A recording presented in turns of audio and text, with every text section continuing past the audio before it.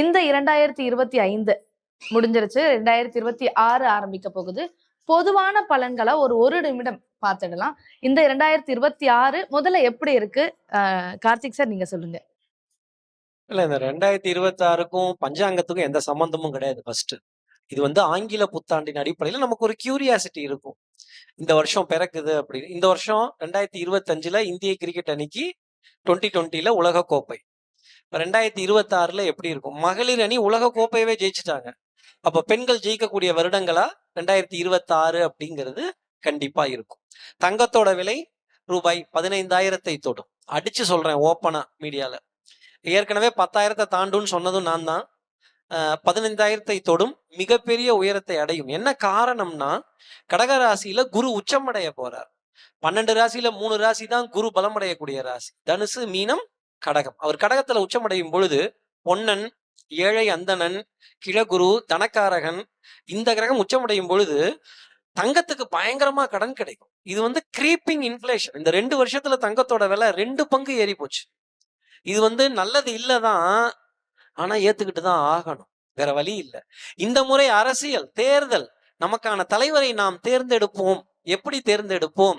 இதுல ஒரு பெரிய எதிர்பார்ப்பு. ஒரு சினிமா நட்சத்திரம் எனக்கான இடம் கிடைக்குமான்னு கேட்கிறாரு. இந்த முறையும் போட்டி 2 கட்சிக்கு நடுவுல தான் இருக்கும். 3வது அணின்னு சொல்றதெல்லாம் தேர்தலுக்கு அப்புறம் இருக்குமா இருக்காதாங்கிறதெல்லாம் தெரியாது. அவருக்கு நடந்துகிட்டு இருக்கிறது சுக்கிர தசை. இந்த சுக்கிர தசை அரசியல்ல பேர் பதவி கொடுக்குமாங்கிறதெல்லாம் சொல்ல முடியாது. சூரிய தசை ஒரு அதிகாரத்தை கொடுக்கும். சந்திர தசை மனசுல ஆசைப்பட்டதை நிறைவேற்றும்.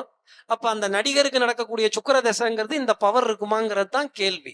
நான் பார்க்கிற விதம், இந்த 2026ல டாப்ல இருக்கிறது கன்னிராசி.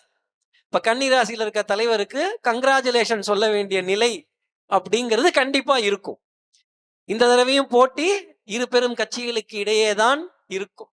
கையில பிளேடு, கத்தி, கபடா இதெல்லாம் வச்சுக்கிட்டு நான் ஆலமரத்தையும் அரச மரத்தையும் வெட்டுவேன்னா, இதை நம்ம எப்படி பார்க்கிறது? இல்ல விவரம் இல்லையா? இதெல்லாம் இருக்கும். This country has a complex reservation system. எது? நம்ம தேசம். This country has a complex judicial system. வழக்கறிஞர் இருக்கார், மூத்த வழக்கறிஞர் இருக்கார். 53 மில்லியன் வழக்குகள் நிலுவையில இருக்கு. எத்தனை? 53 மில்லியன் வழக்குகள். என்னைக்கு தீர்ப்பு சொல்றது? இந்த மாதிரி ஒரு சச்ச காம்ப்ளெக்ஸ் சிஸ்டத்துல அரசியல்ல ஒரு சினிமா நட்சத்திரம் என்ட்ரி ஆகுது அப்படிங்கிறது கொஞ்சம் யோசித்து பார்க்க வேண்டிய விஷயமா இல்லையா?